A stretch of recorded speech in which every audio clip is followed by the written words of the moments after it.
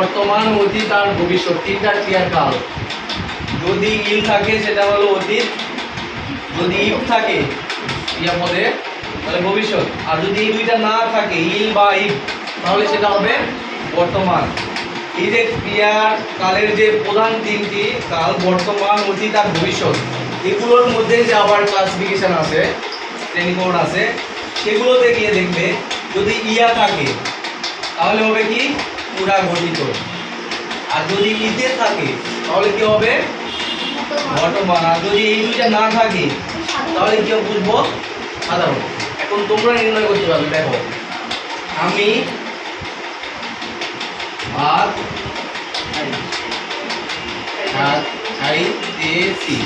আচ্ছা, এখন কথা হচ্ছে আগে কি সাধু ভাষা ছিল না চলিত ভাষা? বলো তো। সাধু ভাষা।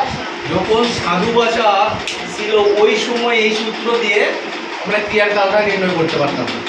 এখন কিন্তু চলিত ভাষায় আমরা খাইতেছি বলি আমি ভাত খাচ্ছি। এখন যদি এভাবে থাকতো আমি ভাত খাচ্ছি তাহলে কিন্তু তোমরা এইগুলো দিয়ে পারবে না। তাহলে তোমাকে কি করতে হবে? এই চলিত ভাষাকে ক্রিয়াপদকে সাধু ভাষার ক্রিয়াপদে রূপান্তরিত করতে হবে। শুধু এই কাজটা, আমি ভাত খাচ্ছি না বলে আমি ভাত খাইতেছি।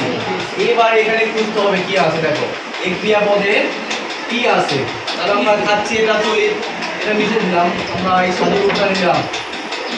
এবার দেখো এখানে কি আছে খেয়াল করো তো, এইটা আছে এখানে ইতে আছে, এই যে রসই, এই যে এখানে এখানে তে, তাহলে এটা বোঝা যাচ্ছে কি হবে বর্তমান হবে।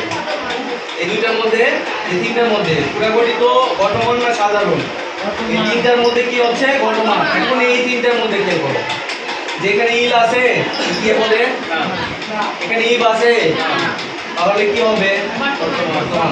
তাহলে এই ক্রিয়ার কালটা কি হবে বর্তমান বর্তমান। তাহলে এটা হচ্ছে কি বর্তমান বর্তমান। দেখো মিলছে কিনা।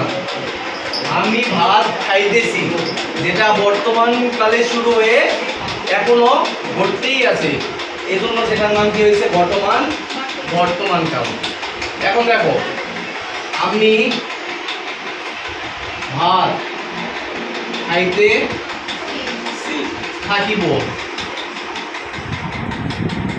আমি যদি এভাবে বলতাম আমি ভাত খেতে থাকবো তাহলে কিন্তু তোমাদের নির্ণয় করা কঠিন। খেতে থাকবো এটা কি চলিত চলিত ভাষা, চলিত ভাষায় এই সূত্রটা ইউজ করা যায় না, ঠিক আছে? এই সূত্রটা এই সাধু ভাষাতে ইউজ করা যায়। তাহলে আমি ভাত খেতে থাকবো, এইটাকে যদি সাধু ভাষায় করো আমি ভাত খাইতে থাকিব।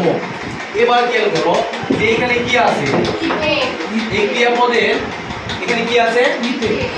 আচ্ছা, তাহলে এটা কি বর্তমান, এখানে ইয়া।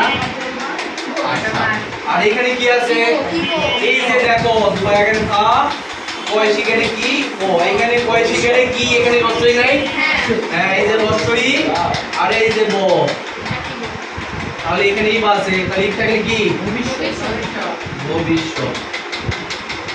তাহলে কি হয়ে গেল এটা আমি ভাত খাইতে থাকি, এটা কি এখন কাল তাহলে বর্তমান ভবিষ্যৎ, যেটা কি ভবিষ্যতে কাজটা ঘটতেই থাকবে, মানে আমি ভাত খেতেই থাকবো, তাহলে ভবিষ্যতে সেটা ঘটবে এবং ঘটতেই থাকবে, তাহলে এই জন্য সেটা কি বর্তমান এবং সেটা ভবিষ্যৎ। তাহলে এই সূত্র দিয়ে নির্ণয় হচ্ছে কি করেছিলাম। ভালো করে খেয়াল করো, এইখানে নির্ণয় করা কিন্তু কঠিন, এগুলো দিয়ে হবে কি না। তাহলে এইটাকে সাধু ভাষায় করতে হবে, এটা চলিত ভাষায় আছে কিন্তু আমি কাজটি করেছিলাম, এটাকে সাধু ভাষায় করো তো তাহলে কি হবে আমি কাজটি করিয়াছিলাম। হ্যাঁ দারুণ, আমি কাজটি করিয়াছিলাম। এইবার খেয়াল করো যে এই ক্রিয়াপদের মধ্যে এগুলো এই চারটার মধ্যে কি আছে, হ্যাঁ এই যেখানে ইয়া আছে এখানে রস্বই আর এই যে উত্তরটা এখানে আর এখানে ইয়া আছে, তাহলে এটা ইয়া থাকলে কি হয় তাহলে এখানে লিখে দিই তাই না পুরা গঠিত। আর এইখানে দেখো এর মধ্যে কি আছে ইল আছে, এই যে রস্বই কার আর এই যে ল আছে তাই না। তাহলে এখানে এটার হিল থাকলে কি হবে? অতীত। দারুণ। তাহলে এটা ক্রিয়ার কোন কাল?